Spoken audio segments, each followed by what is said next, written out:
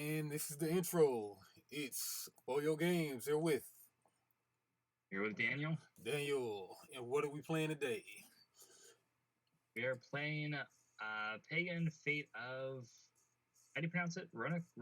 Roanoke or Roanoke, one of them. Roanoke. Some kind of witch town or something. Yeah. But yeah, we haven't played it, but we're gonna.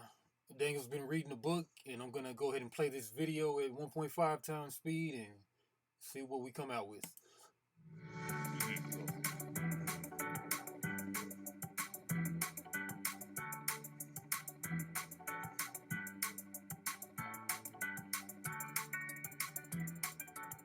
Hello everyone and welcome to another Peaky Board Gamers episode. My name is Ictorakos, right back from holidays and here to explain Pagan Fate of Roanoke. Pagan is an exciting asymmetrical two-player card game that takes about 1 hour to finish. The game is designed by Kasper, Christiansen and Kjær Storgaard and was published by Wormgold. Let's start.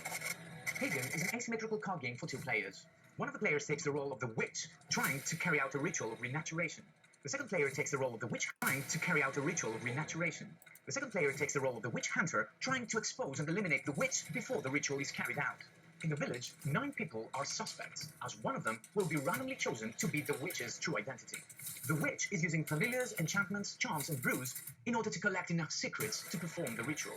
On the other hand, the hunter is using allies, locations, events, but also investigates the villagers in order to expose the true witch. The question is, will the hunter do this in time in order to win in Pagan Fate of Roanoke? After players choose their role, they take the corresponding board and place it in front of their play area. From the hunter's side, the player's board has 3 location and 3 ally spots. New players can also use this player aid board placed on the left of the main board, which is... So you want to be runner or corp again is the question. You thinking runner or corp? I don't know. What do you, I'm good with either. What do you think? I guess I'll go. I always go runner. I guess I'll go corp this time. All right. Let me switch seats here. Okay. The player's options.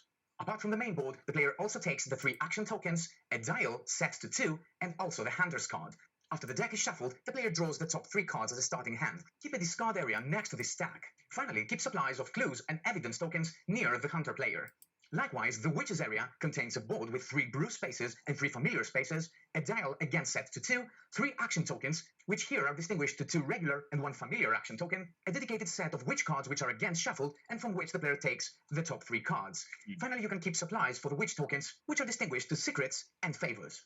If you own the game's mat, which is not included in the base box, you don't need to use the player's board. The spots depicted are also depicted on the mat, and there is space for all other components. Also, the information depicted on the player aids is also printed on the mat, so you don't need them. Between the 2 players, you must create the village by connecting the 3 village boards in specific ways so that we have the 3 blue spots 1, 2, 3, then the 3 green spots 1, 2, 3, and last the 3 red spots 1, 2, 3. After you create the village, place the enchantment board right to the left of the village. Again, if you own the game's mat, you don't need to use any one of these boards, as all of the spots are printed on it. Next, you accommodate the village using villager cards. Each villager is placed on a specific spot using the back color and the symbol depicted on the top left corner. So this card is the first blue card, this one is the second, this one is the third, and so on and so forth. In the end, the village will look exactly like that. At this point, you will use the suspect deck, which contains a copy of each one of the villagers. After you shuffle the deck, the witch player draws the top card and keeps it secret next to his play area. This is going to be the witch's true identity that the witch hunter is trying to identify. The rest of the suspect deck is placed next to the play area facing downwards. The game is now ready to start. In the game... Do you see where the real identity is? No, I think we'll draw from the deck for that. The witch will. Okay, the possible 9. Okay. Yeah, I'm having trouble switching sides though. Oh. It looks like you're on you the hunter side. Well, no, the corp would be the witch, right? Oh. Yeah, like in the hunter, you're right. Runner, right? I was thinking of ideological. Yeah, okay, this works. Yeah. So yeah, I think you then pull a card out of the suspect deck, which I think is this 9 over here. Oh man, ideologically, I didn't think of it like that. yeah. Buddy. So I'll pull one of those. All right. Whatever the top one is. Oh, top one. Okay, I shuffled them. But yeah, let's go. I won't look, I guess. I'll scroll away. Okay. I shouldn't shuffle though? You can shuffle, yeah. I Yeah. shuffled it a few times just while I was fiddling around, but yeah. Okay. Alright, got one. And yeah, let's continue with the video. Players alternate turns, Okay. starting with the witch player, who always takes the first turn in the game. Now, on their turn, players first start with an upkeep phase, which, among other things, enables the player to retrieve all their action tokens back to their supply. Next, the player's turn proceeds to an action phase, during which players use their action pawns to either visit a villager or perform one of their board actions, which again, if you have the mat, they're also printed on it. To visit a villager, the villager must be ready and not occupied with another action pawn. So I could use my action to visit any other villager. On the contrary, board actions can be used multiple times. When the player has spent all of their actions, it's the end of the player's turn and play proceeds with the next player. Very important, on the witch's first turn, the witch has only the 2 normal action markers available. Also, these actions have to be used for visiting villagers only and only of one color. So in that first turn, the witch cannot use any one board action and has to visit villagers like so. Now let's try to analyze the upkeep phase, even though we don't know many of the aspects of the game yet. During upkeep, the player first retrieves their action pawns from action spaces back to their supply. Then, played cards effects that have to do with upkeep take place. These effects might signify that they are triggered at the start of the upkeep phase, during the upkeep phase, or at the end of the upkeep phase. This card, for example, is an ally card, and we can see that from the symbol in the top left corner of the card. This card says, Hunter Upkeep, draw 1 card or discard 1 card to gain 3 influence. So this effect will be triggered. Do you know how many cards we draw at setup? Let's see.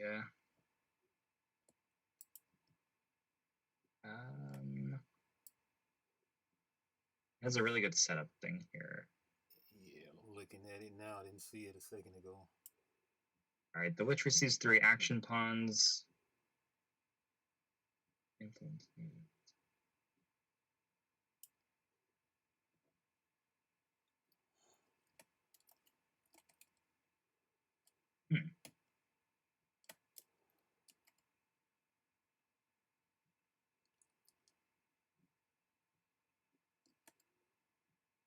All right, so you get 2 actions on your first turn as the witch. I don't know if you start with a hand, though. That makes sense. Yeah, maybe not. Maybe not. Yeah, no, it's not saying anywhere that you start with a hand, either of us. Oh, what? Can you clone the book? Or give me the admin? Oh, yeah, the book is the... Yeah, let me give you admin.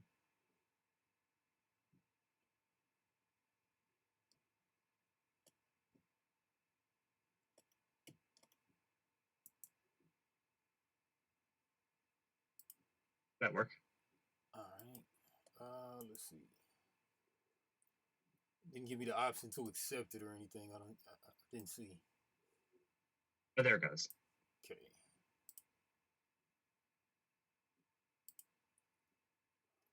Here. Cool.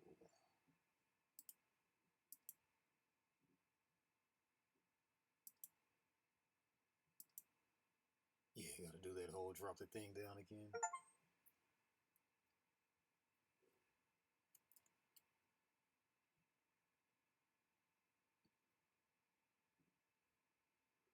All right.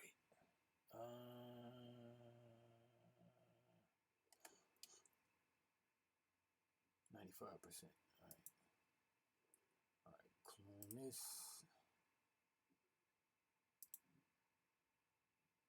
Paste it. Flip it. Rub it down. Oh no. All right. Yeah. And you said, okay, yeah. I guess we'll keep the video going. During the Hunter's upkeep, let's say that this ally card was already played in one of the Hunter's ally spots. So after the player retrieves the action markers, all effects that are applied at the beginning of upkeep phase are triggered now. Then, all effects that are triggered during the upkeep phase are triggered. And this card here is triggered at this moment. So now the player may either draw 1 new card and add it to their hand, or discard one of their cards and gain 3 influence by advancing the dial. In the next step of upkeep, and this applies only to the Witch Hunter, the player must pay upkeep costs for their allies played. The upkeep cost is depicted in this orange box beneath the title. The cleric's upkeep cost is 1 influence. If the player cannot or does not wish to pay the costs, the player simply discards the ally. After this step, all effects on played cards that are applied at the end of the upkeep phase are triggered, and finally, if the player has more than 7 cards at hand, they must discard excess ones. Hopefully, you took a grasp of how upkeep works, so now let's continue with the action phase. I will start with actions that are common for both players. When I use this action, for example, I can either gain 2. I know you've read the setup, but I guess I'll read it again. All right, decide who. Oh man, what happened to the video? Decide who plays the witch and who plays the hunter. The witch receives 3 action pawns, two hands, and 1 whatever that is. The witch player board as well as the green influence disc. Do I have that? Don't see that necessarily. The green influence disc. The hunter takes 3 action. The hunter takes 3 action pawns. They're all hats in the hunter player board and the red influence disc. Place the 3-part village board in the center, 1, 2, and 3, and put the enchantment board on one side. Place the 9 villagers on the board. Shuffle the 9 suspects to form the suspect deck. The witch draws the top card of the suspect deck, keeping it secret from the hunter. The suspect indicates the true identity of the witch for the remainder of the game. Both players shuffle their 50 cards, building their respective decks. Both players shuffle their 50 cards, building their respective decks. The remaining tokens, clues, evidence, secrets, and favors are put in the general supply. Both players draw 3 hand cards from their respective decks and set their influence disc to 2. Okay, so 3 cards each and influence to 2. Okay, I guess it's just a tracker on here. A counter thing. Where's the tracker? It's that green red thing. Yeah. I kind of bumped my number up. You said set up for 2. Yeah, I kind of bumped my number up. I don't know how you go down. Oh, I guess you just type the number. Well, okay, like I'm going up. Oh. Okay. Right click makes numbers, but it's not. Right click makes it go down. A left click goes up. Oh, cool. Okay. Set up for 2, and you said draw 3 cards from our deck. Yeah, shuffle first. Yeah. Shuffle first. Draw 3. Okay. All right. I think I kind of messed up the video, but let's see though. Yeah. No. All good. All right, we'll keep on going. Influence by advancing my dial, which cannot go more than 20, or draw 1 card, and if the stack is empty, you always reshuffle your discards to form a new draw stack, or play 1 card from a hand. So now we should explain the different types of cards and how you can play them, starting with a hunter. At first, we should say that all cards have an influence cost to be played. The player has to pay that influence by decreasing the dial, otherwise... You heard that about the top left is upkeep cost, right? Yes, yeah. They cannot play the card. Yeah. Cards are distinguished by the symbol in the top left corner of the card. These cards are allies. We saw one ally earlier. They give the hunter an ongoing effect, but they have an upkeep cost. Next, we have location cards. Location cards grant the player with an additional action space that they can use. When used, the depicted effect is triggered. When playing an ally or location card, and after spending the depicted influence cost, the card has to be played in an empty corresponding spot. If all of the spots are occupied, the player may discard one of the cards to make space for the new one. Otherwise, played cards may only be discarded from other cards' effects, or if the player does not pay the upkeep costs, and so on and so forth. These cards are events. After you pay the influence costs, the effect is triggered immediately, and then the card is discarded. This card here says, discard the top 2 cards of your deck, gain influence equal to the combined cost of the discarded cards. So, after discarding 1, 2, that player would gain 6 influence before discarding these cards as well. Finally, we have investigation cards. When these are played, they are attached to one of the villagers. Now, when this villager is activated by a specific action pawn, this effect is also triggered.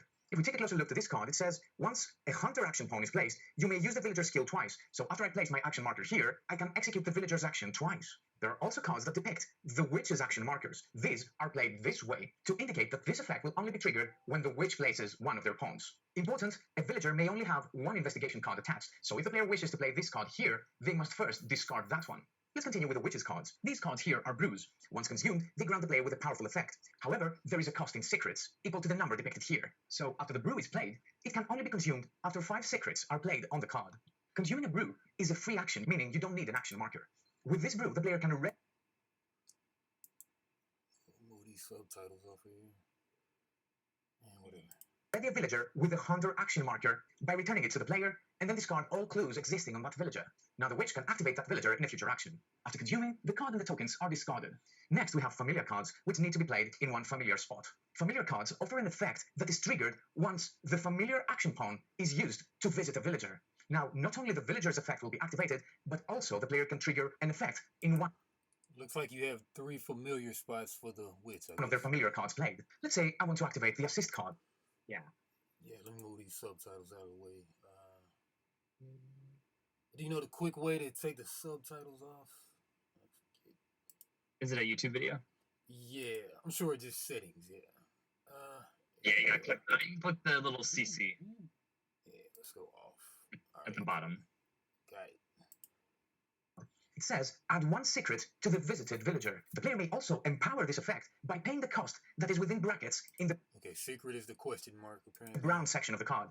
So if I spend 2 influence, I can add 2 secrets instead of 1. The next card type is enchantments. These are always played in the leftmost empty enchantment spot, and this symbol here is an increase in the influence cost of the card. So to In the eyeball, that's influence. play this enchantment, I would have to spend 6 influence. These cards offer ongoing effects that greatly help the witch and greatly hinder the hunter. This one says that the hunter may only visit a villager that is adjacent to a villager with an action marker of the hunter. Finally, we have charms. These offer an instant effect before they are discarded. This one says remove and discard one of the hunter's allies. We're moving on to another action which is greatly used by the players, and it's to Okay, charms, those are sorcery speed. visit a villager. We need to say that players will be trying They could be instant, though. No, they're sorcery speed. to accumulate clues and secrets to various villagers. Secrets are placed to the witch's side, while clues are placed to the witch hunter's side. Secrets, witch, clues, hunter. So whenever players use this action, they need to add an action marker to one ready villager. The first step is to trigger the effect of an investigation card. However, this one is triggered only when the witch's pawns are placed on this villager. Next, if there are 2 or more clues on the villager, then the player gains 1 evidence token. This is kept next to the player's play area. So even if I had 4 clues, I would still gain only 1 evidence. On the other hand, there's a slight difference in this step when the witch is visiting a villager. The witch instead converts 3 secrets to 1 favor, and they can do it twice. So having 7 secrets, I could convert 6 of them for 2 favors. That's the... Did you hear that hunter stuff? Yeah. What was it? Yeah, I was reading the rules. I think I got a pretty good grip on it. Okay. The maximum you Yeah, can video's almost done. take in one action. So even if I had 9, I would still be able to convert 6 to gain 2 favors. Favors remain beneath the villager.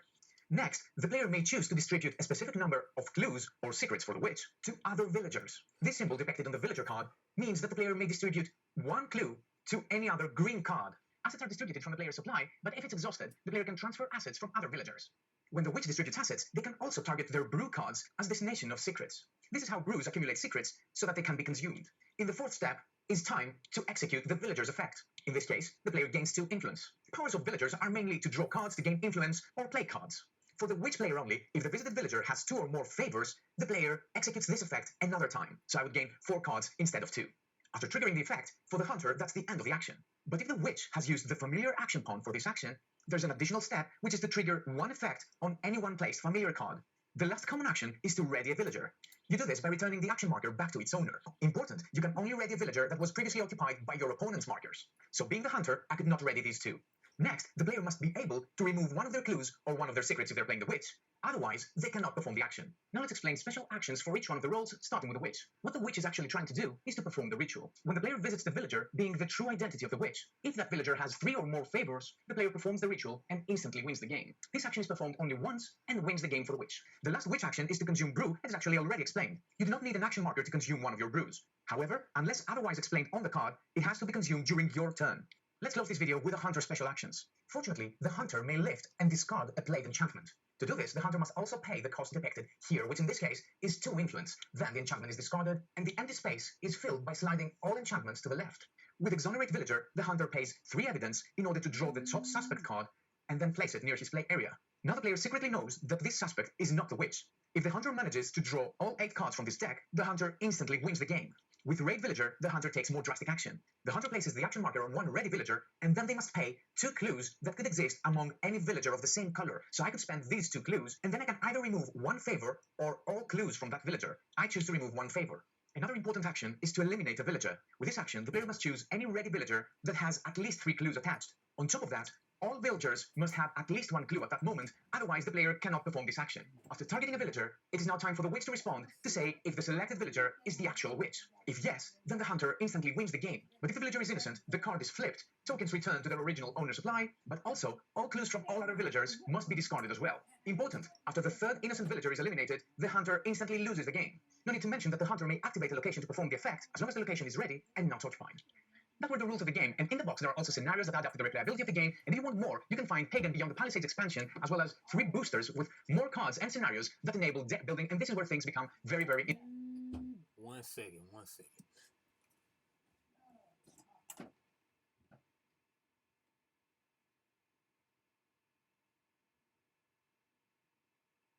This sounds cool. This sounds really good.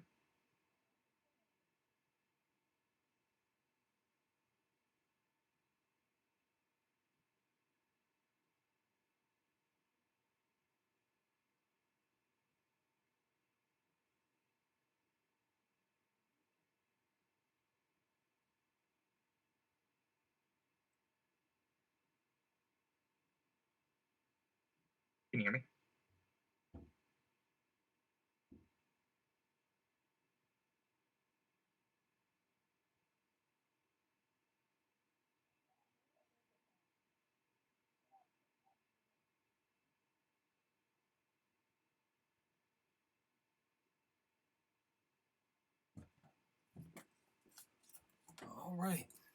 All right, but you say you got a pretty good hold on it though, right? I think so, yeah. This sounds really cool, actually. Okay, cool. Yeah, reminds me of that. What is this game? Got it right here. Reminds me of this Call of Cthulhu card game. You put clues on stuff and investigate bases. But Oh yeah, like Arkham Horror. Yeah, exactly. That was the precursor to the Arkham Horror. But yeah. Yeah. Yes, we got 3 cards each. I don't quite get everything, but I'm sure we'll pick it up though. But in your words though, explain the game though. I mean, yeah, so basically, I'm trying to investigate different villagers to find out which one is the witch. Yep. Which you know who I guess not necessarily witch. I don't know what they're calling them, but you know who that is, and you're trying to get 3 tokens on them to activate the ritual. 3 favor, right? Not 3 secrets, but 3 favor or whatever. Yes. Okay. I think that's what it was. Because the witch, okay. Yeah, so you basically do these actions by visiting either locations or people. Yeah, so you visit locations with people, and the locations are on your board, right? I have locations I can visit. I don't know if you can visit locations on my board. I think you have brews and the animals to help you. Yeah, I mean the cards are likely locations, right? Okay, yeah. Kind of. I have specific location cards. Yeah, so I figured there'll be locations. So yeah, so you got 3 locations up top, and you got 3 whatever that is on the bottom. And I've got, those are allies. Okay, 3 allies. I've got 3 brews on top and 3 familiars at the bottom. Okay. Yeah. All right, so I'll go over my options on my player reference card. So I can visit a villager, and that's 1, carry out any investigation card effects. 2, convert 3 clues, I guess, to one favor, max 2 times per turn. Okay. And then 3, distribute clues to villager. Well, question mark, whatever that question mark is, to villager or a brew. Use villager skill twice if 2 plus favor. Use villager skill twice if 2 plus favor. If I have 2 favor, I guess. Yeah. Use villager skill twice if I have more than 2 favor. It sounds like. All right. Do empowered. Yeah. Do empowered Action, I guess. I don't know what that symbol is. Um, Familiar action only when using the crow. All right, whatever that is, and then consume brew. This is a free action during your turn, and then I can also gain two eyesight, or draw one card, or play one card, and then also ready a villager. Cost one question mark from that villager, and then enemy action pawns only. The end is Yeah, nigh. basically lets you remove one of my tokens from a villager. Okay, nice. All right, and then perform ritual. The end is nigh. Plays an action pawn on a ready villager who is the true witch and has at least 3 favor on it. You win the game. So basically, got to get 9 question marks, convert them to favors, and get 3 favors on one guy. All right. Yeah. And then 1 second. Do you know? Did you get what this section is for? This part of the board, these 3 card spots. Oh, that's how you investigate as the hunter, I believe, and then you can remove stuff by spinning 3 of something, and then something like that. I'll put that part of the video back, but hold on 1 second. All right. Yeah. So yeah. Let me try to play that part of the video back. Oh, you know what? I think those are your enchantments. Yeah, those are enchantments, and then you can remove the enchantments with one of your actions. So I guess you could read your hunter card. Yeah. My hunter action card? Yeah. Alright, so I can visit a villager, which triggers any search effects if they have 3, I guess, footsteps on it. Then I gain, what is that? A secret? Is that what I gain? No. I don't know what that is. I don't know what that is. Oh, hunter side. Okay, let's see. I gain evidence. Okay. If I've gone there at least 3 times. And then I use the villager's skill. I can activate a ready location for my board, which basically lets me use its power. I can raid a villager. So if a villager has... No. If I pay 3 investigation tokens, then I can remove all secrets, and I think basically I can remove all of your tokens off of it. I can use an enchantment. I can gain influence, draw a card, or play a card. I can exonerate a villager. So if I pay for 3 investigation tokens, I take the top card off of this deck, so I can see. I basically have to see 1 card that's not the witch. Mm-hmm. I can ready a villager. Cost 1 investigate token from that villager. Oh, I can remove one of your tokens off the villager, basically. And then I can eliminate a villager, which basically kills them if I think that they're the witch. But if I kill 3 innocent people, I think I lose. Ah. Okay. Yeah. All right. So, yeah, I think we're competent enough to go for it. I think so. Yeah.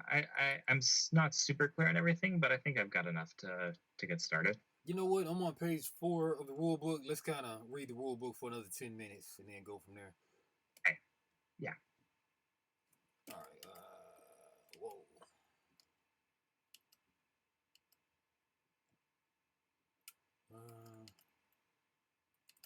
Man, kelp rule book seemed to be a little bit better to use. It had a different function on it. All right. So we have influence this, hunter, action pawns, clues, village board, regular and familiar. Regular is the blank and familiar action pawns. Okay, yeah, hand is regular. Mm-hmm.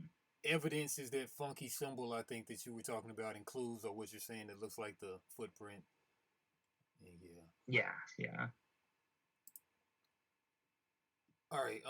Playing the game. Individual goals of witch and witch hunter. The witch and witch hunter will have to take actions helping them reach their individual victory conditions. The witch wins by placing 3 or more favorite tokens on the villager who represents the true witch and then using the action perform ritual. Alternatively, the witch wins if the hunter also kills 3 innocent villagers. The hunter wins by either by killing the true witch or exonerating the remaining 8 innocent villagers.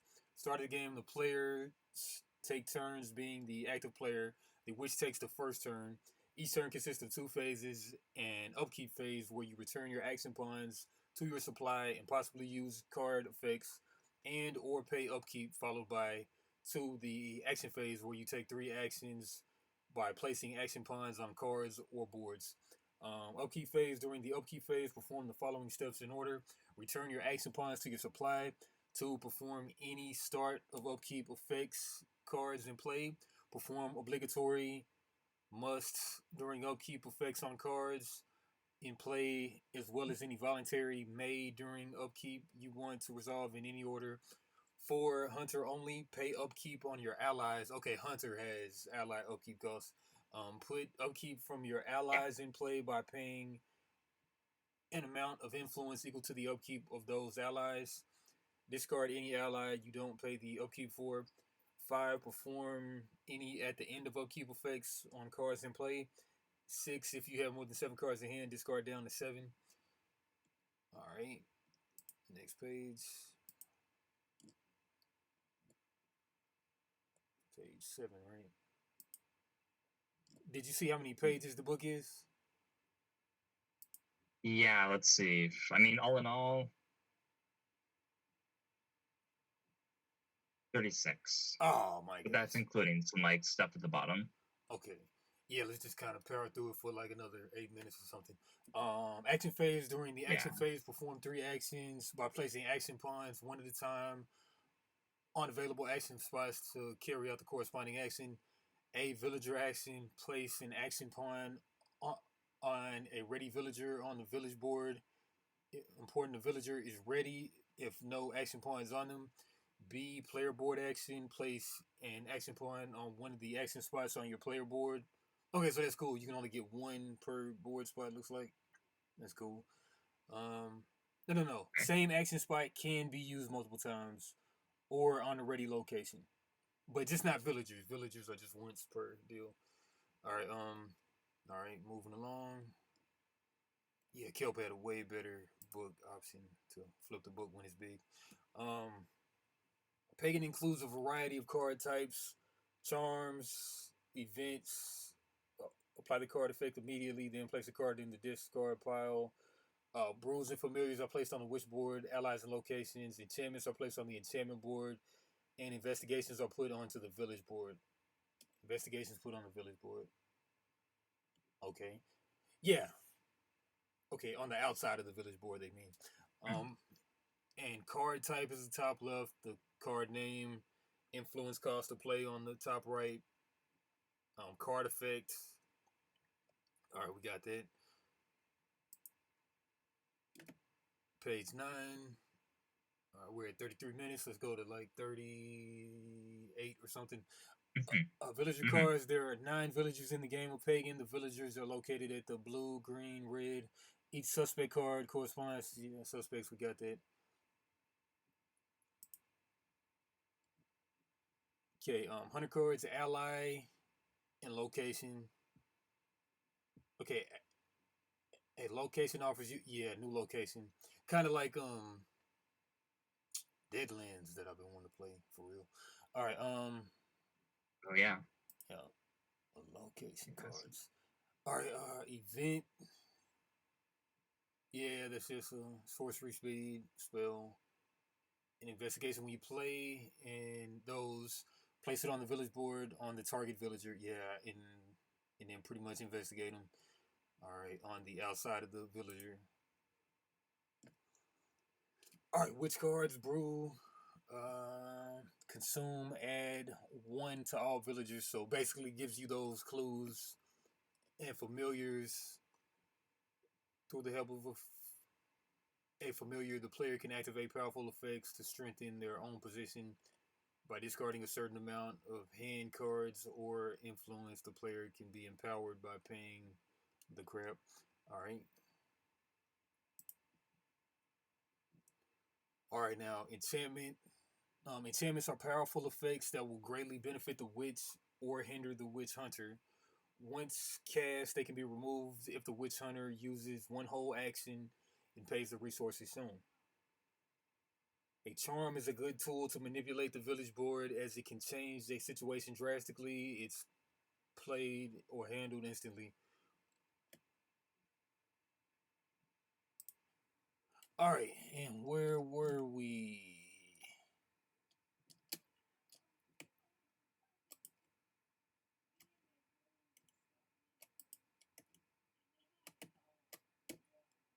All right, yeah, enchantments cost one additional influence. Yeah, so you're trying to get rid of the enchantments. A charm is a good tool to manipulate the village board as it can change a situation drastically. It's played. A charm is in sorcery speed spell, gets discarded. All right, the board, hunter board. Yeah, and I can lift an enchantment just with an action point. Is that? I think you have to spend 3 or something, but I'll go back to that page and look at it closer. Oh, here, let's say I'm on it right now. All right, enchantments are powerful things. When you place an enchantment, place it in the leftmost space. Any others cost 1 more. If you have 3 ready enchantments, you can discard the 1 to make room for a new one. But I think you spend 3 somethings to get rid of an enchantment, I think. Let's see, let me go down my actions here. Familiar action. Lift enchantment, but... Oh yeah, lift enchantments.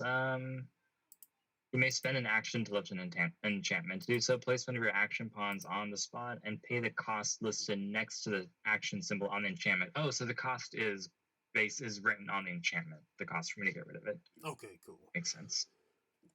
Okay, I see it now. Hunter cost number of clues. Clues. Do those clues look like footprints to you? Yeah. Clues are footprints. Evidence are actual boots. Yeah. All right, weird. Oh, that makes sense. I get that. Okay, yeah, gotcha. All right, so Hunter pays the cost on pretty much on like the right middle of the card. The middle, that's the Hunter's cost in clues / influence. Okay, so you can play clues or influence. Or maybe clues and influence. Maybe it's both of them. No? I think just clues and or influence. Yeah. All right. So got that. All right, actions. Okay, and then the actions are pretty much detailed in further detail on page 16 and on up. Trigger investigation card, gain evidence tokens, convert secrets. Yeah, might as well go over them. Convert secrets, which if you have 3 or more secrets, then you can turn those into a favor. Gain evidence tokens. If the visited villager has at least 3 clues assigned to it, you gain exactly 1 evidence from the supply. Important the clues remain on the villager. If the visited villager has 3 clues assigned to it, you gain exactly 1 evidence. That's the hunter action. So 3 clues on it, you get 1 evidence from the supply. The clues remain on the villager. Okay. Okay, so that's how you get the evidence. Okay, and then distribute assets. This is a witch thing. Distribute assets equal to... I think we both distribute assets, but I don't fully understand this part, actually. I was going to ask you about it. Read it. Okay, so distribute assets. Distribute assets equal to the asset value shown on the visited villager. To villagers matching the color shown. Oh, so that's when like all the green guys get something. The assets are clues. If you are the hunter, and secrets. If you are the witch. Okay, so clues or secrets. If you distribute more than 1 asset token, you may split them between legal targets as you wish. If you are the witch, brews always count as legal targets. Okay, so which can be bruised Oh, as cool. well as the villagers. Yeah. All right.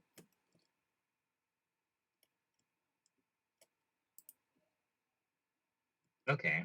All right. Use villager skill. I think we kind of get that one. Yeah. Familiar action, witch. The witch has 2 regular and 1 familiar action pawns.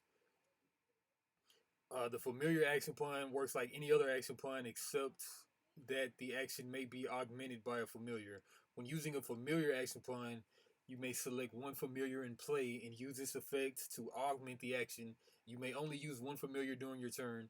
You may further improve your familiar by using an empowered version of the skill. To empower the familiar action, you must pay the resources listed in the parentheses on the familiar. Alright, bet. Okay, let's go to the next page. Hopefully we're in the late 20s. No, we're in the late 80s. I mean, in 18. Common board actions. Text.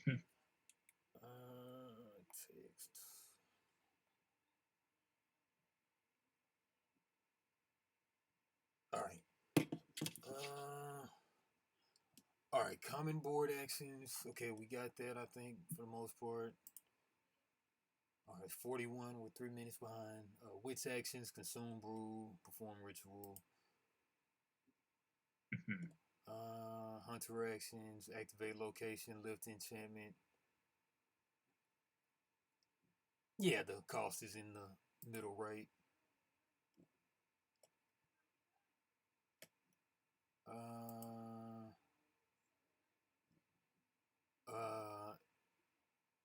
Exonerate villager, pay 3 boots, then draw a suspect card. Raid villager, eliminate villager. And I think we're pretty good to go go ahead and start now. I think. Yeah. Yeah. All right. I think so. Yeah. All right. So we said the witch plays first or the hunter plays first. Which plays first? You get 2 actions. 2 actions. Cool. All right. Treat the text. Oh, okay.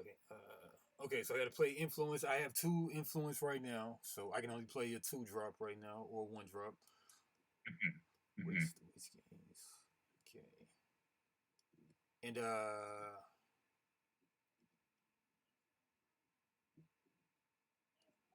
influence.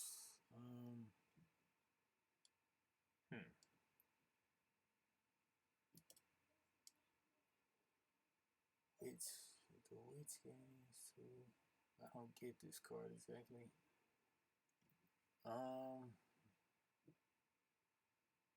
Upkeep. Enchantment. Okay, enchantment. Okay, gotcha. Upkeep. Upkeep is the book, right? Upkeep is the book. Yeah, upkeep's the book. Yeah, I think only I have upkeep though. Okay. These the which games. Is it? This is a dumb question, but does it cost an action to play a card? I don't see that listed on the. Oh, like you just play your token on your board or on a villager to show that you're spending an action. What about playing cards from your hand though? That's like in the middle of your player board on your tableau. It says gain 2 influence or draw 1 card or play 1 card. Oh, yeah. All right. Yeah. Upkeep. All right, I'm gonna play this for 2. Well, let me look at my other option first. Obscuring this. All right, yeah. I'm gonna spend 2 right here. Play this enchantment. Whoa.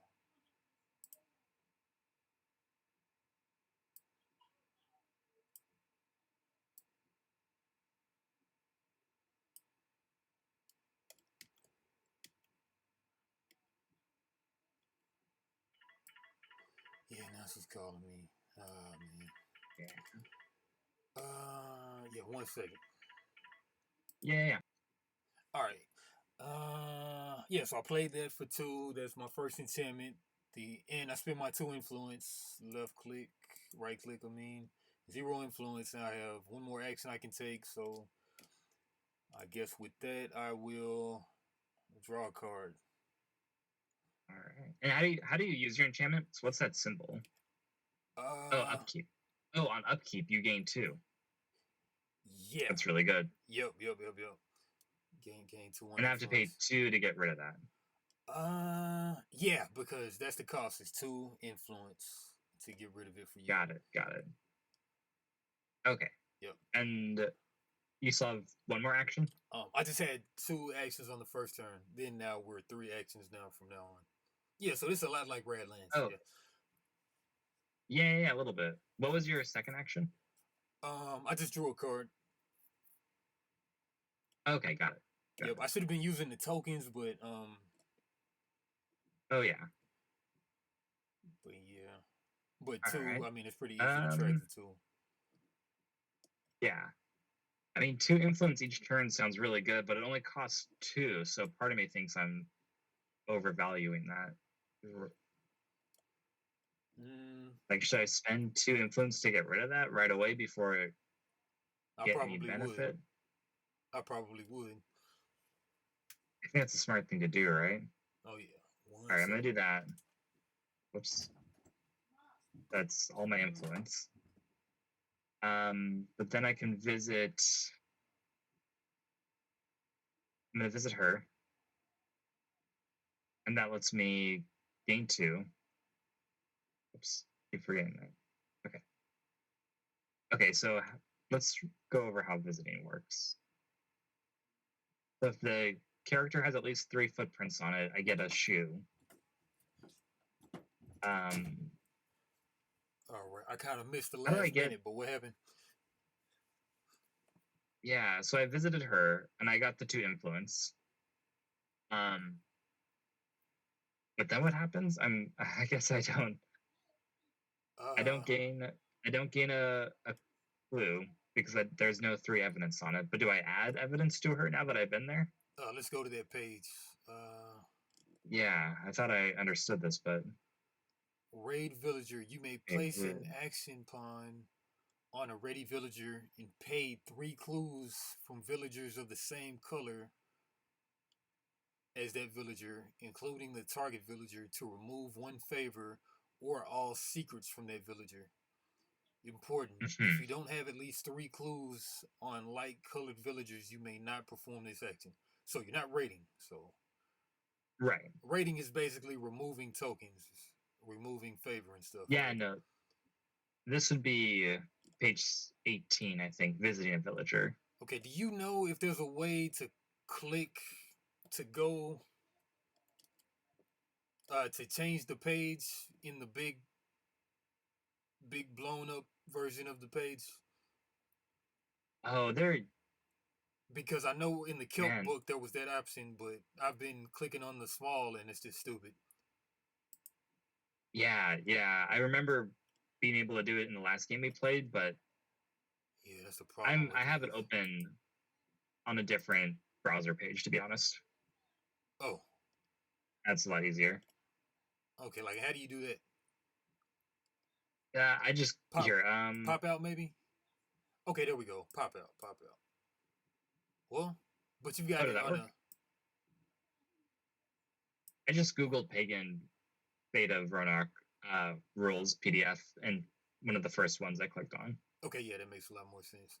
All right, yeah, CDN dot something. All right, yeah, screw this. Just pop up stuff too. All right, let me do that.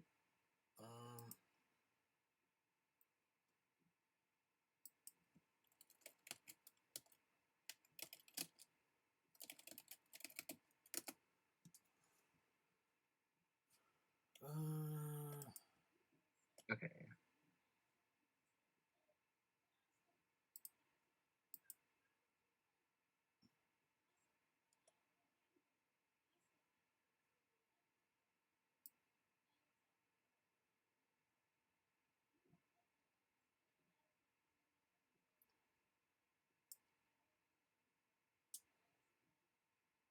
All right, loading up. But you said page 18, right? Yeah. Page 16 or 18? 16, I think. Yeah.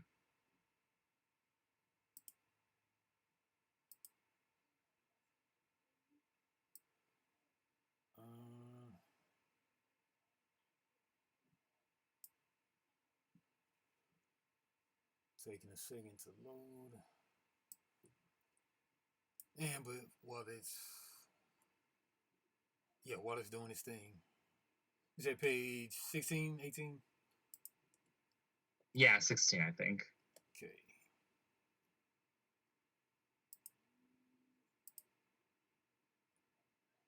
Okay, and you said distribute assets, convert secrets. Okay, so what are you trying to do right now? You're trying to investigate? No, right now I'm visiting. Visiting. Yeah. Trigger an investigation. If there are 3 or more secrets on the visited villager, you may convert 3 secrets to a favor. But you as the hunter, if the visited villager has at least 3 clues assigned to it, you gain exactly 1 evidence from the supply to your collection. Important, the clues remain on the villager. So how do you get clues? Like you're visiting. Yeah, that's kind of what I'm trying to figure out. Did cards do it for me?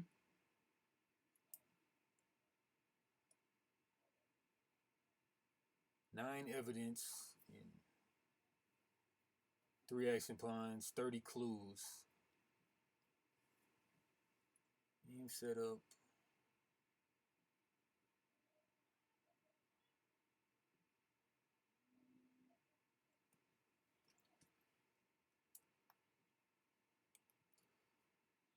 Yeah, this thing always PDF is too. They make the PDF file size too big. Yeah. Not convenient. Man, this thing is horrible, man. Which one are you looking at? Well, I mean, while I'm waiting on this one to load with the big intricate pages, trying to look at the one that's inside of the TTS. Upkeep phase. Yes, you know what? I think you get it through other cards. Because there's an upgrade that lets you gain evidence every time you visit a particular person. So you're not getting them passively, I don't think. I think you have to get them through cards. Okay, so I'm also not sure. Are you sure playing a card is an action? Yeah. I know using cards that have been played are an action, but yeah. I mean, because oh, never mind. Sorry, you're right. You're right. It is. I'll play 1 card. Yep. Play 1 card. Yeah. Okay. All right. So on your thing though, your on your player reference card, it says raid villager, place action pawn on ready villager, and pay 3 3 footprints from villagers of the same color.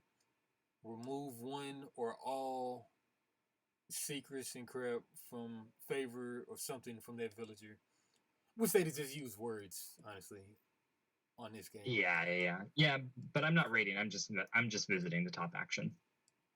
Okay, visit villager, carry out investigation card effect, gain 1 boot. If villager has exactly 3 footprints on it, distribute footprints, use villager skill. Okay, so when you visit, what do you get from that though? I got 2 influence. Okay, and what was that card about? That card on the left bottom, left middle?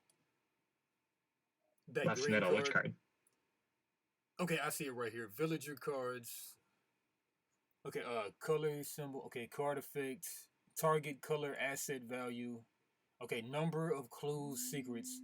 The player may distribute onto a villager of that specific color.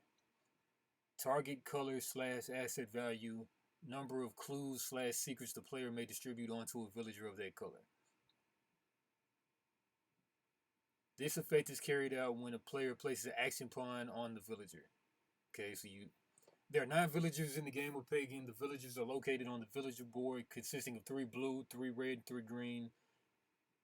A villager is either ready, occupied, or eliminated. A villager is occupied if an action pawn is blocking it.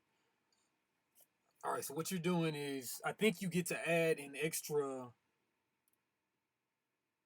because that little green card on the top, on the middle of that text box is target color or asset value, and that's on page 9. Target color / asset value, number of clues slash secrets the player may distribute onto a villager of that specific color. Okay, so I think that's the stuff that I can do. I can put clues and secrets onto a villager of that color. Yeah. Can I put... Wait, I have clues, you have secrets. Oh, so I think you can put clues and I can put secrets on that. Oh. And when it says distribute, I was thinking it meant from the tokens that were already on that card. I think you Is that not the case, though? Let's go back to that part. Distribute. I think that was like page 16 or something. Page 16. Man, this stuff still isn't loaded.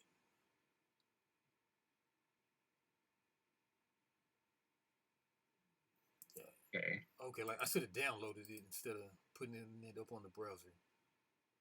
Okay, download.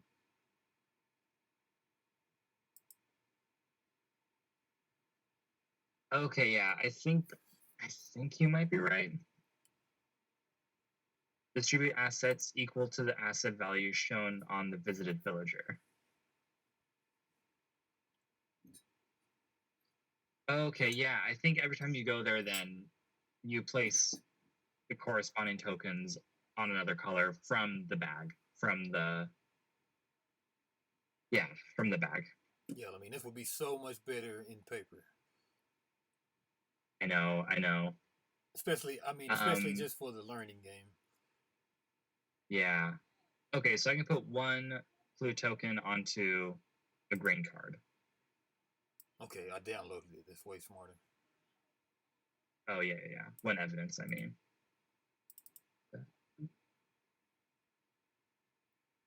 Where do I want to put it?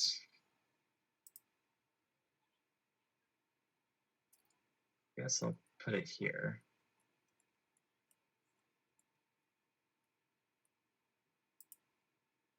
Okay, and then I still have one more action, so I'll use it to play a card. Okay, I'm going to spend these two. Distribute assets equal to the asset value shown on the visited villager card to villagers matching the color shown. The assets are clues if you're the hunter and secrets if you're the witch. If you distribute more than one asset token, you may split them between legal targets. If you're the witch, brews also count as legal targets. Note, the hunter places asset tokens on the hunter side of the villager and the witch on the witch's side.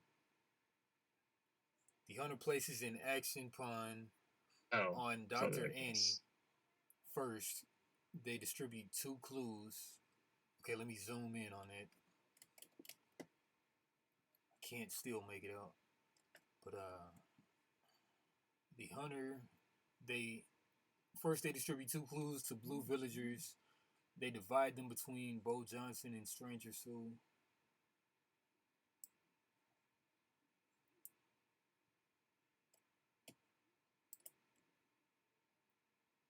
Okay, yeah, because Preacher, he has 2 of those tokens on him. But the one that you picked, Bo Johnson, has 1 token. So I think you can place some kind of token. And you did that, right? Yeah, I put 1 token on Dr. Annie. And then... Oh, wait, sorry. No, yes, yeah. But that's 2 different colors, right? So you see how it's the green card on Bo Johnson? By the coin? Oh, yeah. Okay. Yeah, so that means I can put it onto a green character. Okay, cool. All right, I'm sure this is bad for the colorblind because that blue is similar to that green. Yeah. All right. Yeah. So your 3 actions were what again? You visited. Yeah, visited Bo Johnson. I eliminated the witch's mark. I lifted that enchantment. Okay. And I played the main hall to my location stack, which gives me 5 influence every time I visit it. Ooh. Okay. Oh, crazy. All right. And then I've got not a lot of ways to get rid of that outside of like a charm or something. Yeah, I don't actually know if you can get rid of my locations, but yeah, there's probably something in your deck that'll do it, a spell. All right, cool. All right, so I guess it'll be my turn now. I've got no upkeep now. So what will I do? All right, let's look at my hand. All right. Mhm. Blank. Okay, ally. Okay.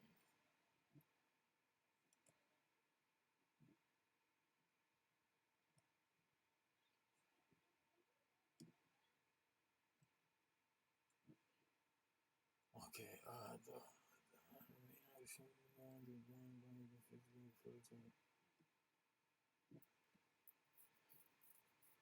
Yeah, they have one, blank, two, one.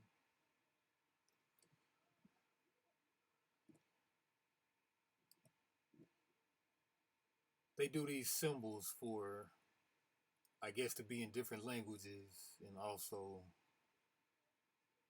for quick Oh, that yeah, reference. But yeah. I bet it does mean a lot of cross-referencing with the player aids. yeah, especially early on. Yeah. Add one blank to one. Okay. Secret. Do you know what the secrets really do? So your secrets turn into favors, I think. Yeah, you can convert 3 secrets to a favor. Okay, and then what do the favors do? And then if you have 3 favors on one character, I think that you can perform the ritual Yeah, but outside and of win the that, what game. do the secrets do? Do you know? Because I have a card right here. Add a secret to a location. Okay, it explains it on the bottom. Okay. Oh, All right. So let me see.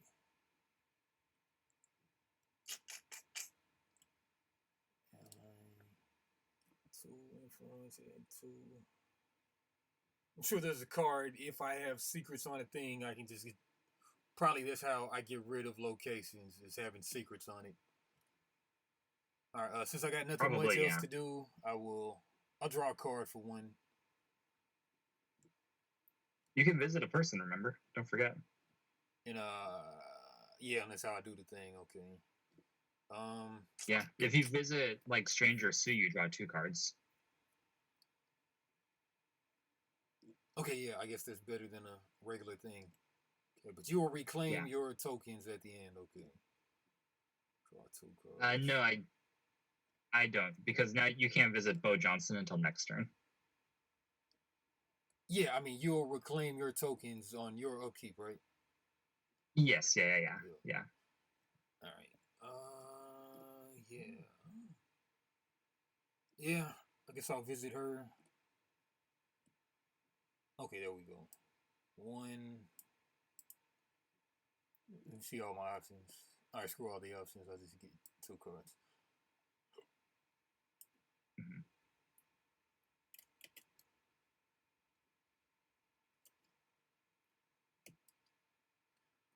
One, discard one. Okay, familiars. Okay, nice.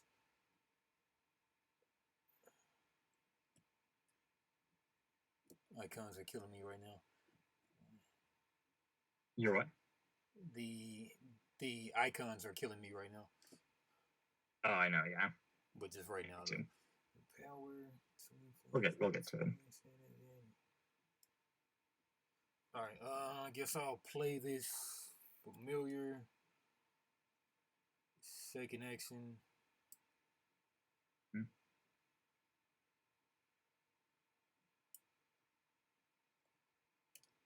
This one is okay. I got to spend 1 influence, so I need to get influence. Is what I need to do.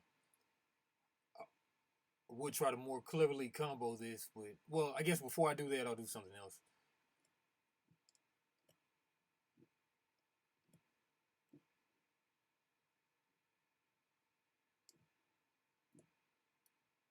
Game 3, your opponent gains 1. Draw the top 3 of the deck. Draw 1 and discard the rest. Play 1 to reduce the cost by 1. Gain 1. All right, so I guess I'll go to Nestling Mia. This will be my second action. All right, so I will gain 3 influence, and then you gain 1. Oh, cool. Yeah. That's your third action, right? My second, because I need to use this third one to pay for that to pay for this guy here. Oh, to play that, yeah. Yep. All right, so now I'll go down to 2 now. And then oh, I see what you're saying. Got yep. It. Yeah. And then do I do this action as soon as I place this, or how does it go? Oh, you play the card. No, then you visit the thing and then do the thing, right? No, I think so. Your familiars work differently. Basically, when you're using this token for an action, your bird token for an action, I think in addition to whatever you're doing, you can trigger this. Oh, but I just played it. I didn't trigger it or anything. Exactly. You have to use it on a different turn.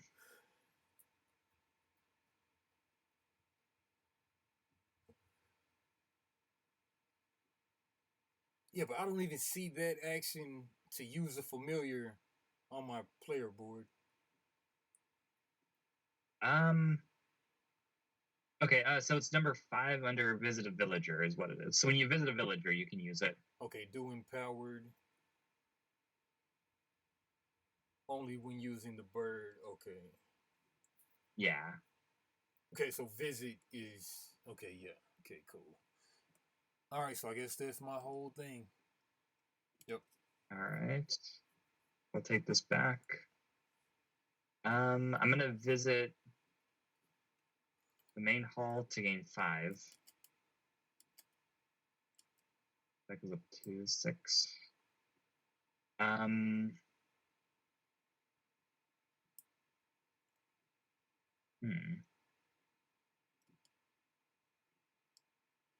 Wow.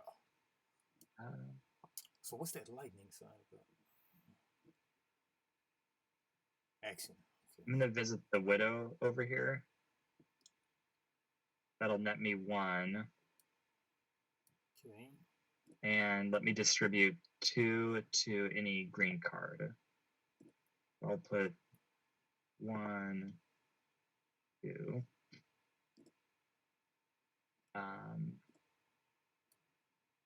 And then we can visit multiple villagers, right? Like there's no limit to these actions. Yeah, you can only visit one villager specifically once per turn, like one unique per turn, I believe. You can only right, but you can do multiple. One guy. Yeah. I can visit 2 different. Yeah. 2 so if I visit okay. So if I visit her, I draw a card. All right, yeah.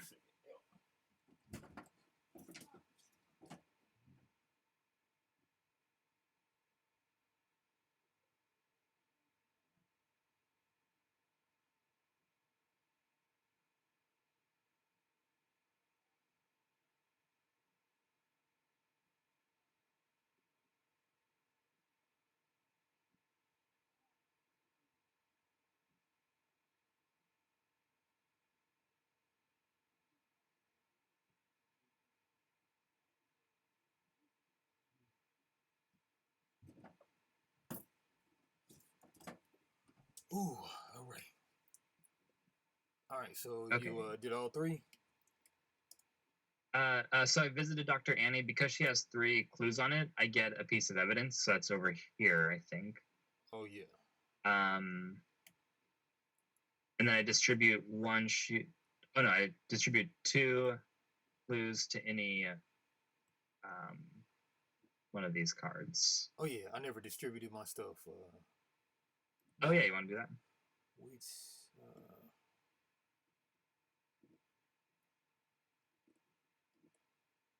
1 on a green.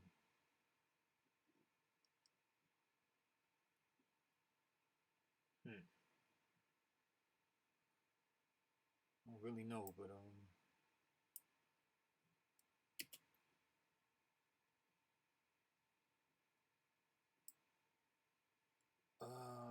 don't know where to put it, but I guess I'll. So what if I put it on the thing that you have it on?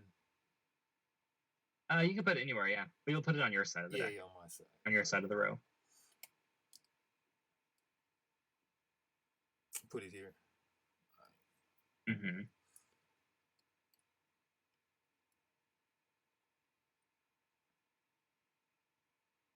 Okay. Sure.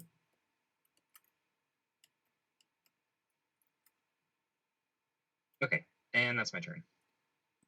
Right. Oh wait, hold on. This goes here. No, wait. Here.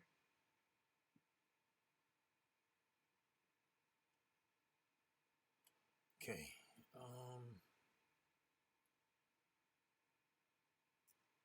Got no upkeep. I'll just reclaim my tokens. 1, 2, 3.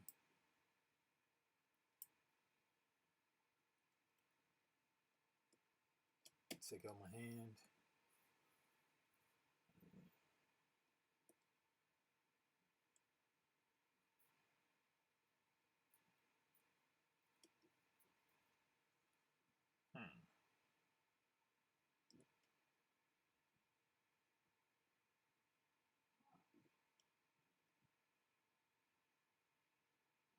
She just calls for no damn reason.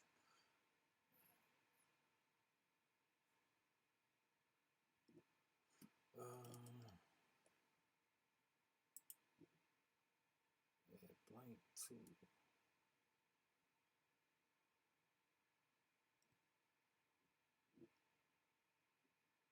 Power. 2.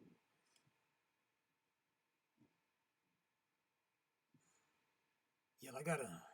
Man, if you could look in the book, if you don't mind. Oh yeah, yeah. I could pull the book. See what those secrets do for me if I have them on a location. Or does that combo with another card, I wonder? I think secrets just build up to I know to get the 3 things so I can win the game. 3 favors. But I guess those combo with another card, I'm sure. Yeah, they build up to favors. 1 second, I'll be right back. Okay.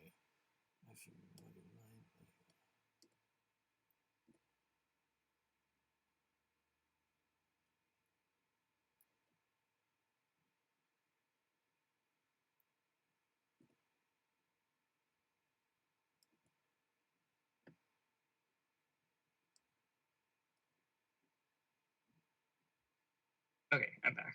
Okay. Okay, yeah, so I think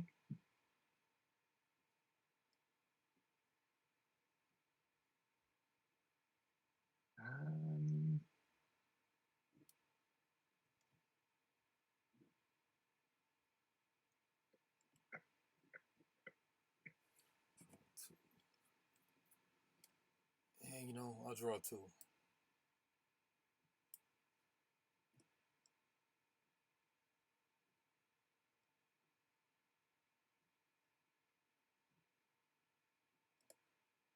Yeah, draw 2.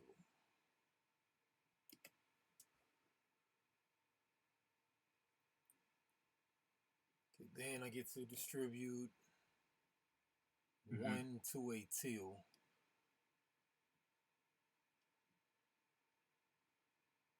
Oh man, why are these placed here?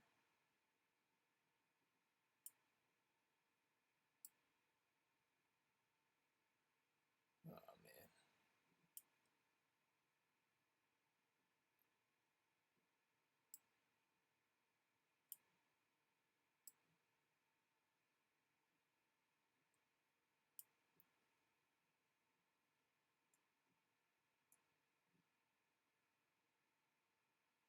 All right. Distribute 1.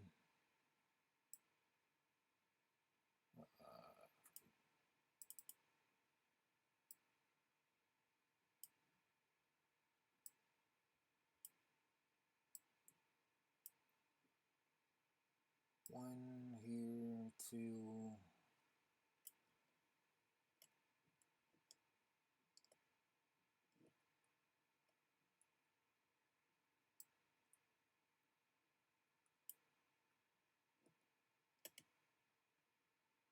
not do this one. Can it be the same guy or like a different color or like a different guy? Because I'm going from Stranger Sue, can I put it on her?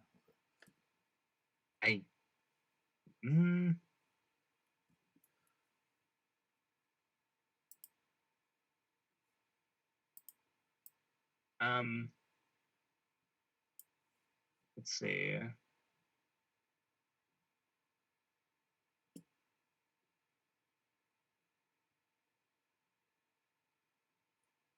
Huh. Doesn't say.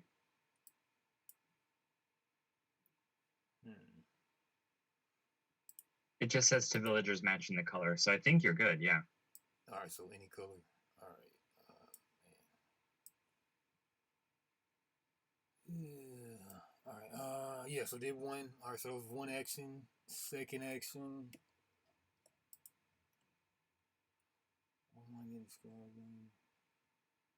Spin two. Draw two. Instead, then discard one.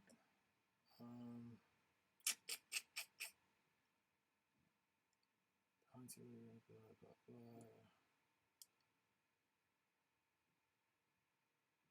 Now, only the hunter has upkeep costs? Or do we say that? Yeah, I think so, yeah. Only my allies have upkeep costs. Okay. Consume during which...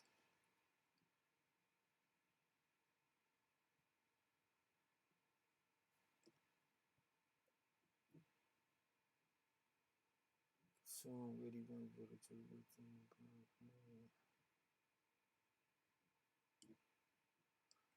add one to one.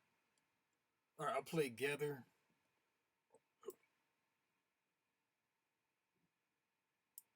Cost one, go down to one. Add one blank to a brew, and then empower, spend 2 influence, add 2 instead.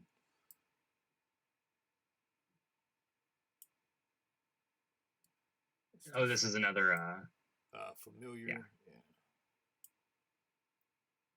Add one to stump. Add one to your brews. Okay. Yo, the hunter may not distribute more than one. Pretty good. Sorry, and then draw a card somewhere.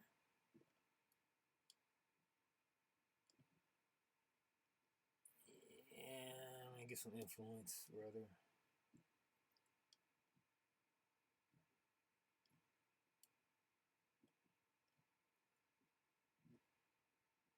Yeah, I'll go to Nestling again. All right, so you'll gain 1, I'll gain 3.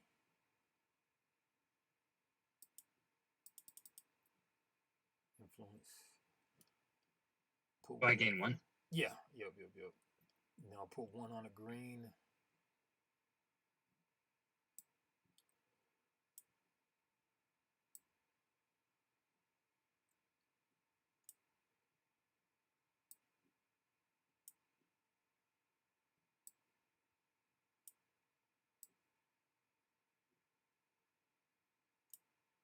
Cool.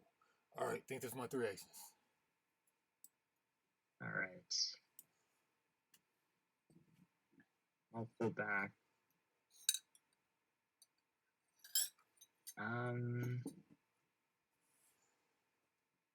right. I'm going to start by going to him, to the mayor. Okay. So I can look at the top 3 cards of my deck, draw 2, and discard the rest. Or draw 1, right? Did I miss?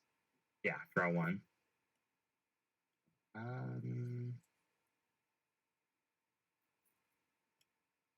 Ooh.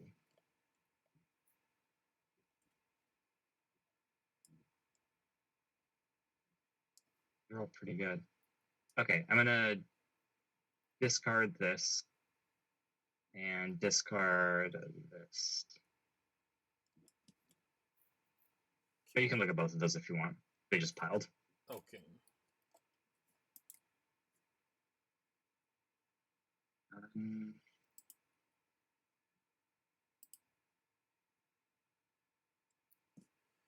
I'm going to pay 1 influence to play another location. Is this armory? I can use an action to remove 2 secrets from any villagers. Okay. And then I'm going to pay 2 more. Play this guy as an ally. Oh wait, how many actions is that? This is my 3rd. 1, 2, 3, 1, 2. Yeah. And then you did that, yeah. Yeah. So on upkeep, I gain an influence. I gain 2 if I have less than 3. And he has 0 upkeep costs. And that's my turn.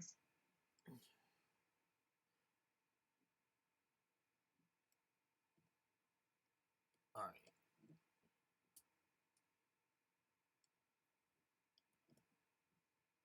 All right.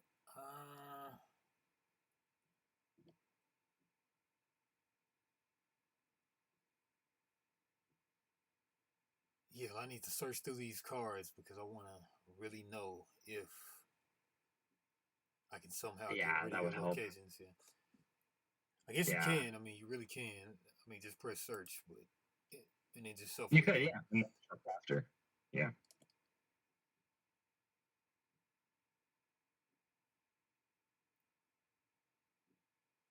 Oh, I think I'm getting the location symbol mixed up with the brew symbol.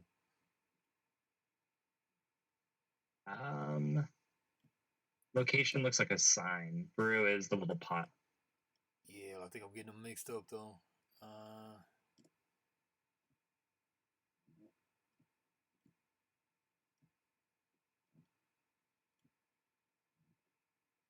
Hmm. Yeah. Now I don't know what happened to that card. Oh, it's right there.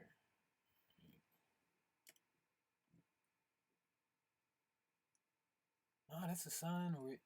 Okay, yeah, I'm getting those messed up. Okay, all right, that makes a lot more sense now. Okay. All right, 1, 2, 3.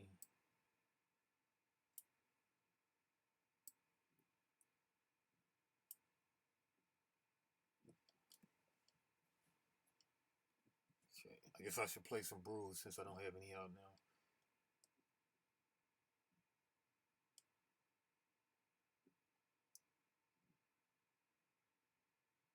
Oh, there's a huge upkeep cost on this. The upkeep cost is just under the type of card it is, right? For mine it is. It's a little red banner. Okay.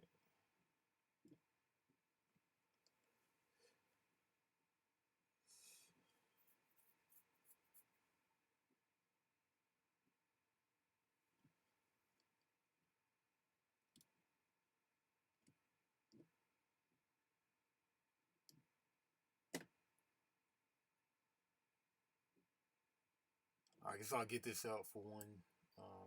Obscuring. Oh. You didn't see that, did you? No, I didn't. I was looking at the rules on the other page. All right, surely you did. All right. All right. Obscuring miss. Oh, that snapped the grid. All right, and that is the hunter may not distribute more than 1 clue when visiting a villager. Cost me 1. Mm-hmm.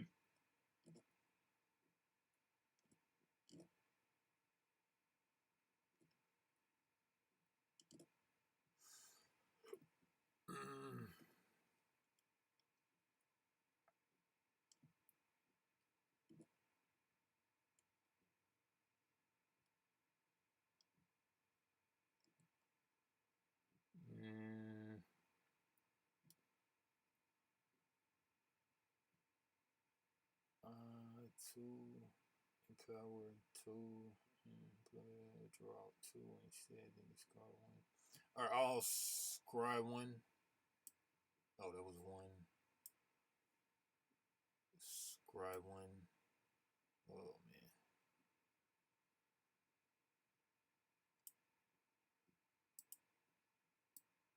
man. Okay. Draw one, discard one.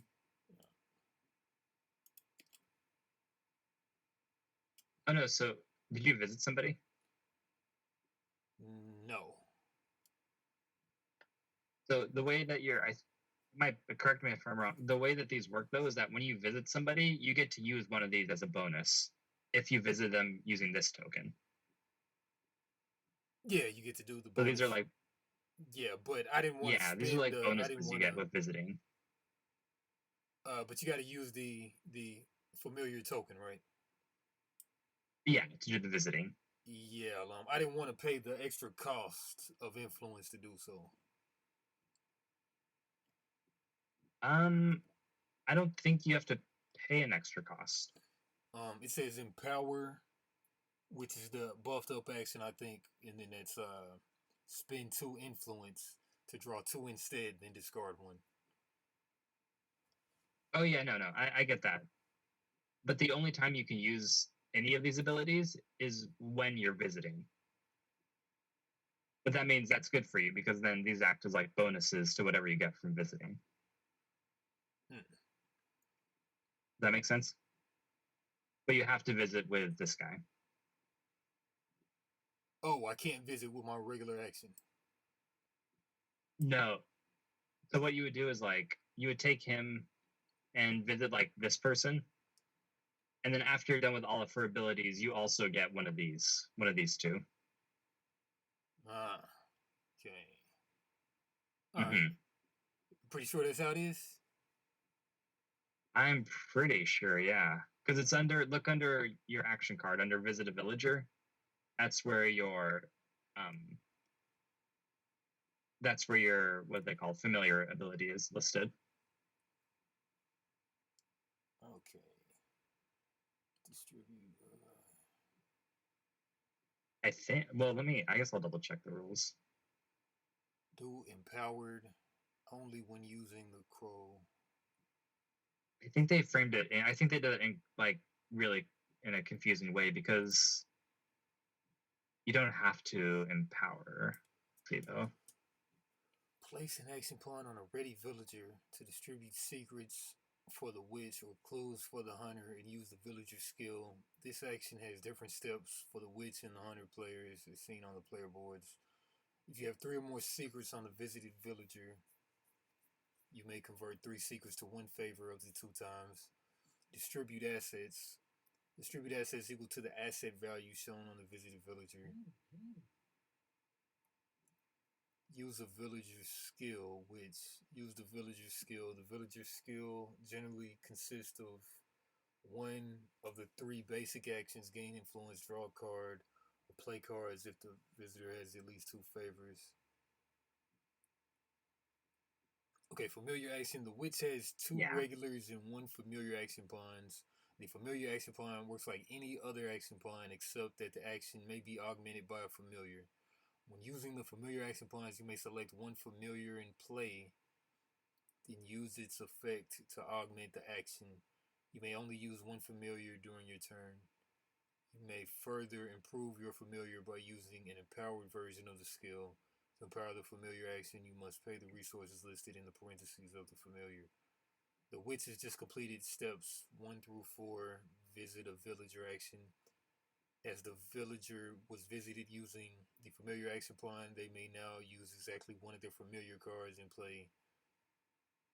Okay, had they decided to discard 1 card to learn secrets, skill had been empowered, and that would have. Alright, so yeah, sounds like you're right. Alright, so you visit a villager. That's good for you. Alright, cool. Alright, alright, so I was in the middle of doing that, so I will guess do that. Because I have no brews out, so. Alright. Yeah. Visit a villager.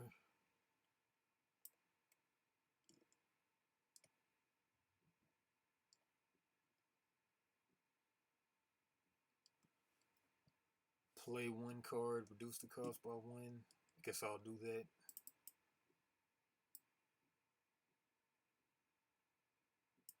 familiar. All right. Reduce the cost by 1.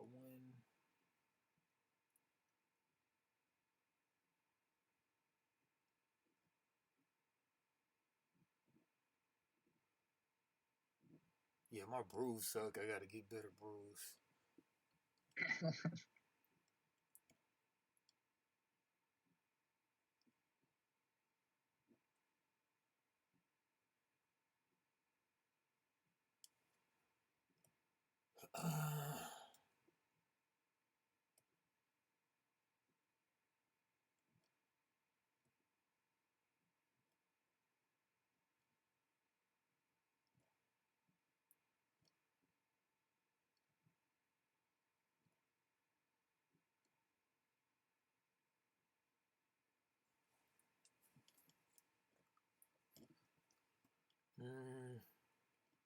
I really don't have any good cards to play, so You could draw. One of these lets you draw cards. yeah, let's go for that. Yeah, over here, Stranger Sue, draw 2. Yeah, that'll be the thing. All right.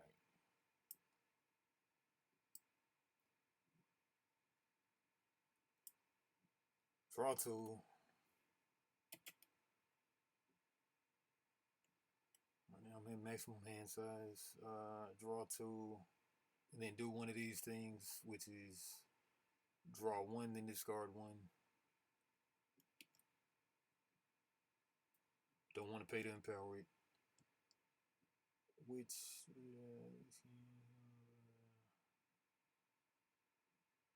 yeah, keep that.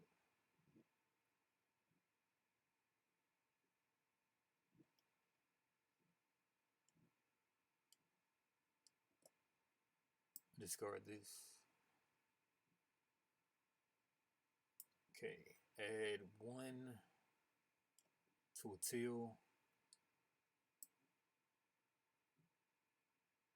1 to you.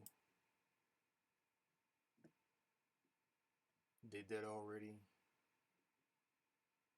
All right, now action 3. Pretty much you're always visiting a villager, right? Or you might draw a card or play a card. Yeah, the rules said that visiting was one of the better actions. Yeah, okay. Yeah, better than drawing, basically. Okay. Mm-hmm.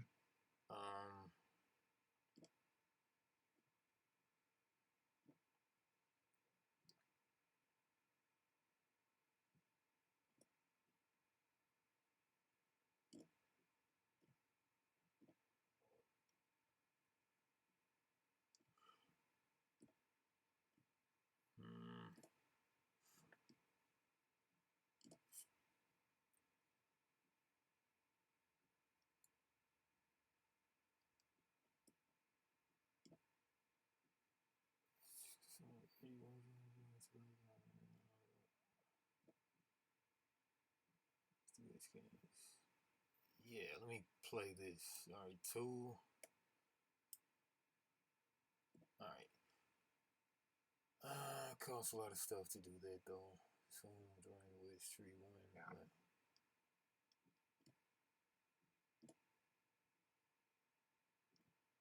But I can't afford to do that. I can't afford to do that right now. All right.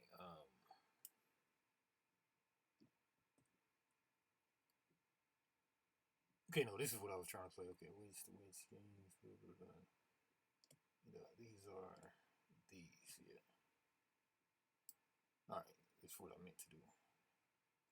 It's cost 1 extra influence, so that's 3 total, which I have the witch on upkeep. The witch gains 2 influence. So all right, go down to 0. That's my last action. All right. Oh, you played Played 2 enchantments and 1 villager visit. These are both pretty good. Yep. Can't destroy more than 1 when visiting a village. Do you have to get rid of stuff from the bottom down, or can you get rid of anything you want to get rid of? Get rid of. In what sense? Oh, I see what you're saying right here. Yeah, do you have to get rid of the bottommost, or can you get rid of anyone? I think anyone. I didn't see anything. Do you want to look while I? Yeah, I'll do that. Yeah. Yeah. I might actually have to drop off kind of soon. I have to start making dinner. Yep. At least we kind of Let me hold on it. See. So upkeep, I gain 1. And what else do I want to do? I think I'm going to pay 5 to play Lockdown. Actually, no, I'm not going to do it. I'm going to visit. I'm going to visit her again. Yeah, so I can gain another. I think it's any one of them. Yeah. Okay. Gain another one of these. I can distribute only 1 now to. I'll do it there. Now she has 3, or he has 3. I could draw a card.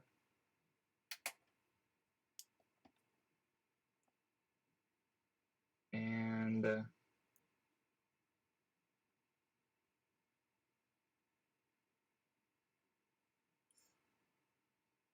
oh wow. We'll spend 2 to put this down. On upkeep, I get to add 1 blue there, and then I can use an action to remove 2 to gain 1 evidence, and then perform the exonerate villager action, which is that seems crazy overpowered, but You've been doing your ally upkeep, right? Yeah, he actually doesn't cost anything. He's at 0. But he gave you 1 influence, though, right? Yeah. Oh yeah, I did that. Okay. So that's one of my actions, and I have 1 more to do, I guess.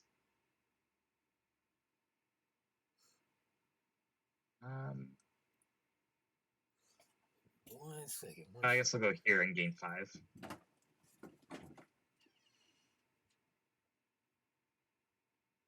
Okay. Do you want to do 1 more turn? Like, do you want to take your turn, and then I probably have to hop off?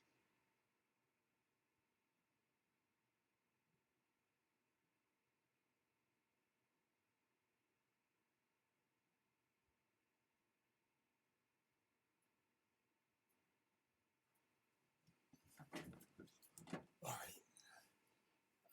Yes, you played that one, and that one is OP, you say?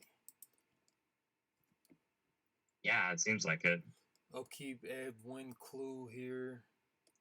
Action, remove 2 clues here to gain 1 of the crazy clues. 1 evidence. You may then perform the exonerate villager action. Yeah, that's out of control. Because that means I can win in 8 more turns. I can win because I just exonerate as many as I can. Yeah. Right? Yeah, because you doesn't make any sense per turn. Well, I mean, but you need enough clues though. So, but you would spend every turn getting putting. Yeah, but I have a card. My card right here says you can only put 1 clue per turn per visitor. My enchantment says that. Yeah. That's true. I'd have to build up clues before I could remove them because there's that extra cost. I guess that still seems powerful, but yeah, but at least 8 turns, something like that. Oh, yeah. 1, 2, 3, 4, 5, 6. Yeah, I'm still good. All right, and then that was your turn, right? I guess 1 more turn each, or what? Just so I do my last turn. Do you want to do 1 more? And yeah, you take 1 more, and then I probably gotta jump. All right. Reclaim my stuff.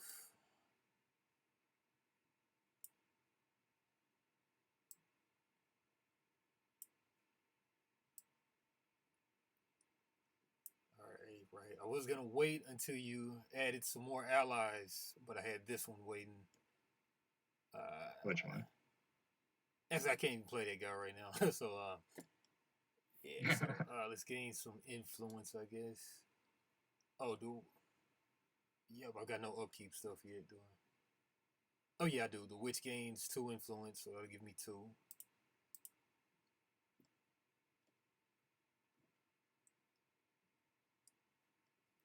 I would have liked if the upkeep has a bar, like the red bar on upkeep cost, if there was a beneficial upkeep color too. Yeah, something to kind of make them stick out. Mm-hmm. All right.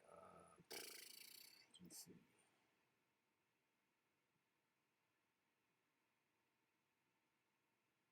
Oh yeah, this is crazy. Okay. Yeah, the witch has to get a lot of clues, a lot of secrets to make stuff happen.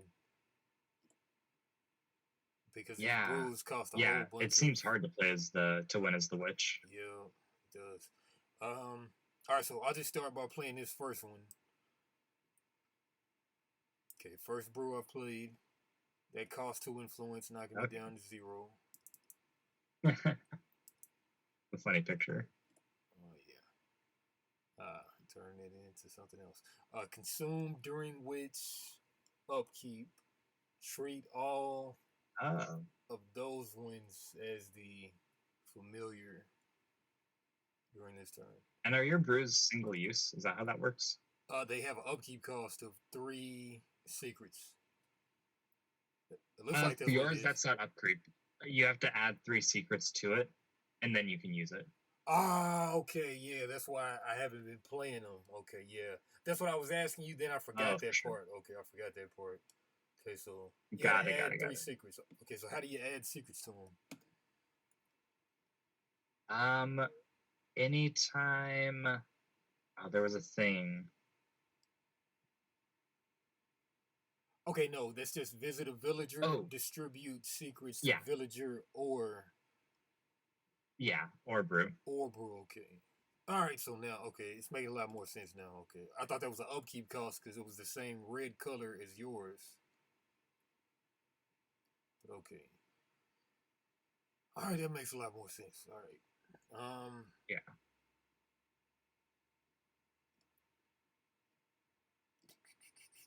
All right, so it's 1 action.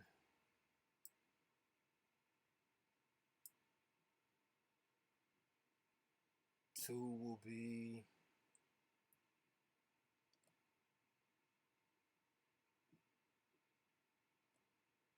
Two will be.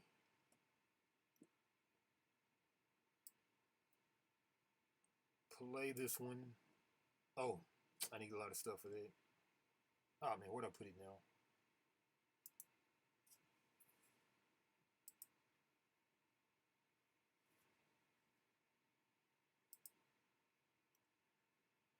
That's pretty good.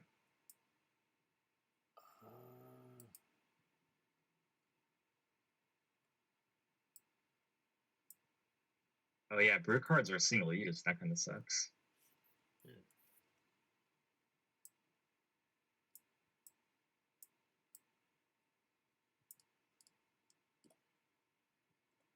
Man, I had a card. I think I threw it somewhere. Oh no. Okay, I don't even know what's going on.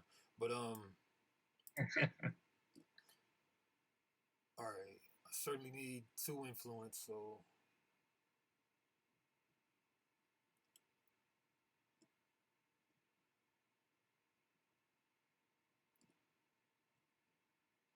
That's cool. There's different scenarios too. Nice. Oh, there's like different extra challenges. Okay. All right, use this one, 2 influence.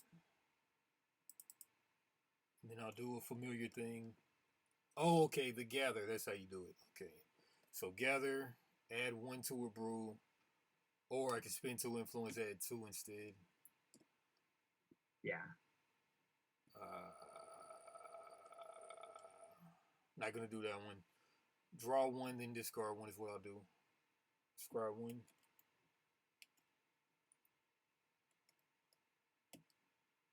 I think I just drew way too many cards. I'll go back in time. I think I hit like 11. Well, I hit 1 twice, but I meant to just hit 1. Yeah, the whole thing might have to reset. Oh man. All right, gain 700, gains 2. Oh man, it's crazy. I'll just discard this one.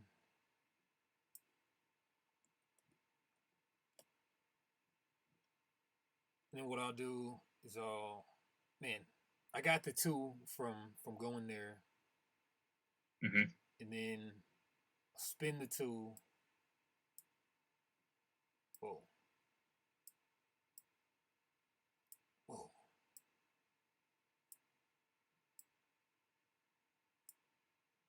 Spin the 2 to.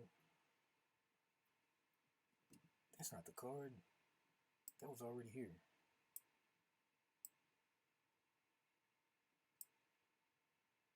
All right, spin the 2.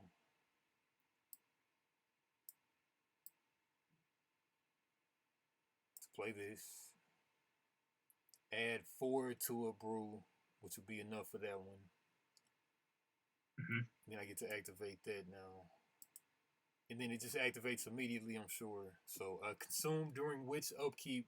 You can save it if you want. Okay. Okay, yeah. Okay, yeah. I'll put the 3 clues on there, 4 clues on there.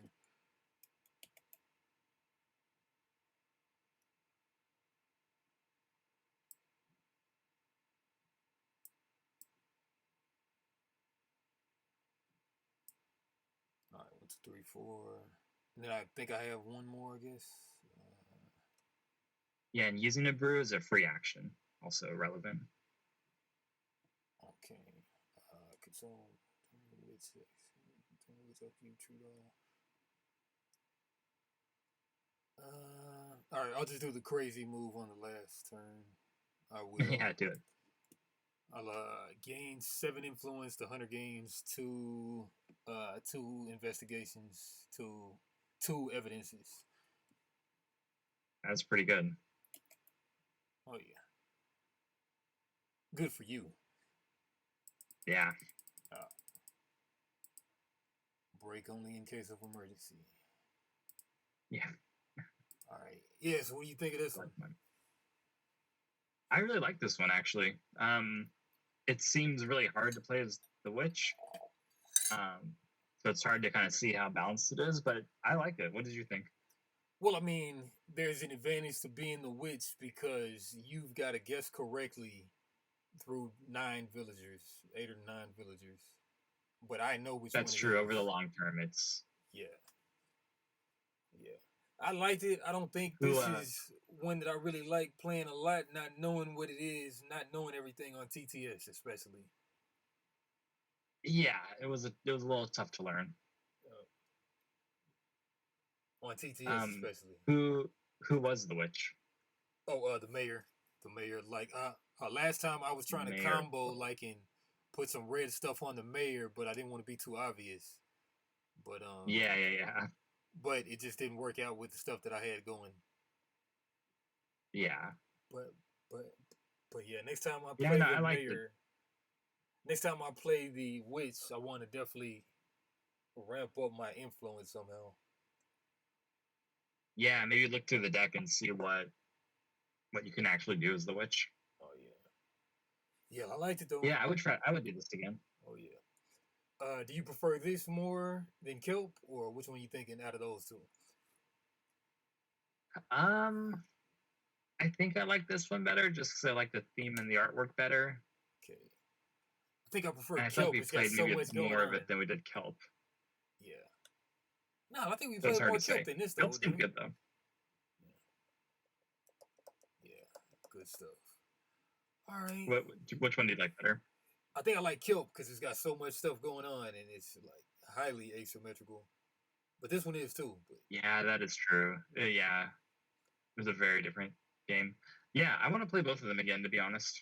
Oh yeah. All right. Well, yeah. Yeah. Hey. I mean, you say you got Friday too, right?